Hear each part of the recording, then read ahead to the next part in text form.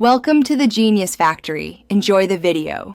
In this video, I will explain how to use paddle shifters on your Toyota 86. These convenient controls allow you to manually select gears, giving you a more engaging and responsive driving experience. You can shift up or down without needing to use a clutch pedal, making manual control accessible and fun. It's a great way to feel more connected to your car and its performance. To shift to a higher gear, simply pull the paddle located on the right side of your steering wheel.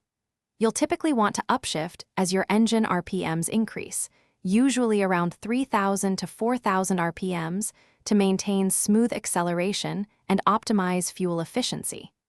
This action moves you into the next available gear. For downshifting, use the paddle on the left side of your steering wheel. This is useful when approaching a corner, as it allows you to get into the optimal gear for exiting the turn with power. Downshifting also provides engine braking, which helps slow the vehicle and reduces wear on your conventional brakes, especially on declines. For the best experience, always use the correct paddle for your desired shift. Avoid rapid or aggressive shifts, as this can be hard on your transmission.